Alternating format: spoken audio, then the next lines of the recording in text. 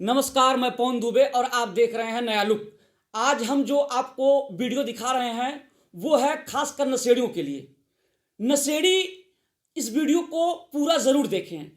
नशे पर मैं एक व्यंग बोला करता हूँ अक्सर और लोगों को काफ़ी पसंद भी आता है, और वो व्यंग जो है मैं फिर से आपके सामने प्रस्तुत कर रहा हूँ।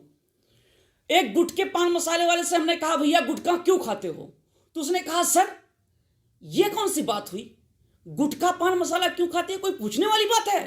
अरे गुटखा जब हम खाते हैं तो हमारा शरीर एक्टिव हो जाता है, चेहरे पर रौनक आ जाती है, बाल उड़ने लगते हैं, आँख की रोशनी तेज हो जाती है, और जब ये मसूड़े हम चलाते हैं तो कान से आवाज़ तेज सुनाई देने लगता है।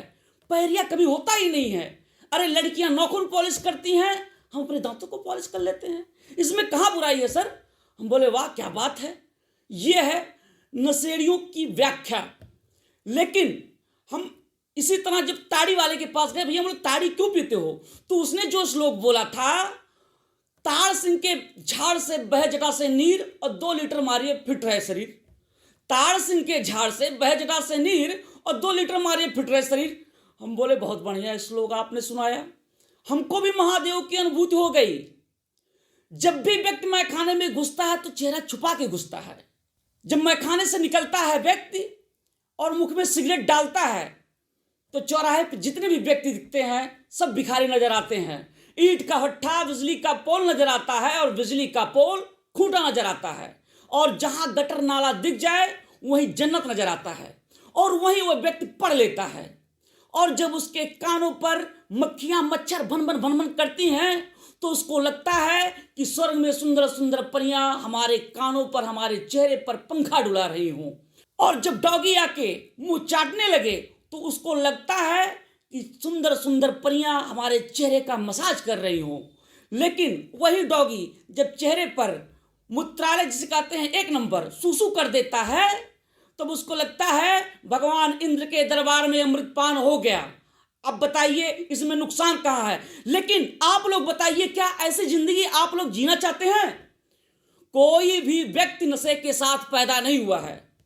ऐसा तो नहीं नर्स ने कहा बधाई हो आपको बेटा हुआ है, वो भी सरकारी शराब के साथ पैदा हुआ है। ऐसा नहीं है। आप बीड़ी सिगरेट के साथ पैदा नहीं हुए हैं। भगवान ने पृथ्वी पर सबसे सुंदर कृति मनुष्य बनाई, और मनुष्य जो है ये सारी गंदगियां क्यों समेटता है? पहले शौक, फिर आदत, फिर मजबूरी। ऐसा क्यों करता है वो? नशा छोड़ने के लिए कोई दवा की जरूरत नहीं है, आपको अपनी संकल्प शक्ति जगानी है। मैं भारत नशा मुक्ति अभियान चला रहा हूं। हम कई गांवों में गए, महिलाओं से हमने मुलाकात की। एक महिला बोल रही थी कि भैया हमारा पति अगर मर जाए तो मैं मजदूरी करके अपने बच्चों को पढ़ाऊंगी, जिला लूंगी, खिला लूंगी, पर ये मर जाए। अब कोई स्त्री ऐसा क्यों कहेगी? लेकिन नहीं, नशेड़ी है जो समझते नहीं है, ऐसी स्थिति में आ जाते हैं। माताएं बोलती हैं हमारा ये बेटा अगर मर जाए तो समझ लीजिए हम सुखी पूर्वक अपनी पूरी जिंदगी जी लें। हमारा बेटा अगर शराब छोड़ दे तो हमारी 2-4 साल की आयु जो है लंबी हो जाए। मैं अपने युवाओं को आगाह करता हूं, जो हमारे देश के युवा हैं। आज देखते हैं कि बहुत कम उम्र में बच्चे जो है नशे की तरफ अग्रसर हो रहे हैं, उस दलदल में पांव रख रहे हैं जिस दलदल से निकलना बहुत मुश्किल हो जाता है। तो बच्चों, आप उस दलदल में पांव नहीं रखेंगे।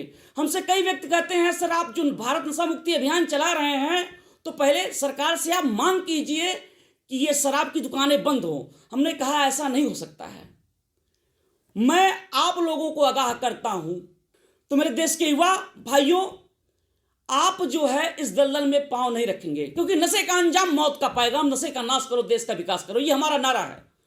हमें नहीं पता है कि मैं इस पृथ्वी पर इस नश्वर शरीर के साथ कब तक हूं, लेकिन जब तक हूं मैं आप लोगों को जागरूक करता रहूंगा, क्योंकि नशा जो है बहुत कुछ छीन लेती है। हम उन लोगों को भी आगाह करना चाहते हैं जो भगवान के नाम पर प्रसाद के रूप में गांजा भांग का सेवन कर लेते हैं या शराब का सेवन करते हैं। हम यही कहते हैं कि भगवान भोलेनाथ ने सृष्टि को बचाने के लिए जहर पी लिया था, तो आप अपने परिवार को बचाने के लिए जहर पी लो। तुम्हारी कोई जरूरत नहीं है। हमारे देश में कई सारे राष्ट्रीय नेता लोग हैं जो कहते हैं कि भारत को विश्वगुरु बनाना है। विश्वगुरु कहाँ बना रहे हैं आप? हमारे भारत में विश्व में सबसे ज़्यादा जो है नशा करने वाले हमारे भारत में पाए जा रहे हैं। 80 से 85% लोग जो है नशे में डूब रहे हैं। ये विश्वगुरु बना रहे हैं आप? आप देख लीजिए, रोड दुर्घटनाएं जो होती हैं उसमें भी जो है 60 से 70% लोग नशे में लिप्त होते हैं, दुर्घटनाएं होती हैं। आप हमारी बहन बेटियों के साथ जो दुष्कर्म की घटनाएं होती हैं अक्सर उसमें भी देखा जाता है कि उसमें भी 60 से 70% लोग नशे में थे। तो ये नशा जो है हमको सांसारिक रूप से छिड़ करता है। तो आप लोगों से निवेदन है कि आप नशे से दूर रहें, और खास करके हमारे देश के युवाओं जो बहुत कम उम्र में इस दलदल में पांव रख रहे हैं वो काफ़ी चिंता का विषय है। हम सरकार से भी निवेदन करेंगे इसे पाठ्यक्रम में शामिल किया जाए ताकि बच्चे इसके नुकसान से अवगत हो सकें और उस दलदल में पांव ना रखें। और इन्हीं शब्दों के साथ मैं विदा लेता हूं। देखते रहिए नया लुक। नमस्कार।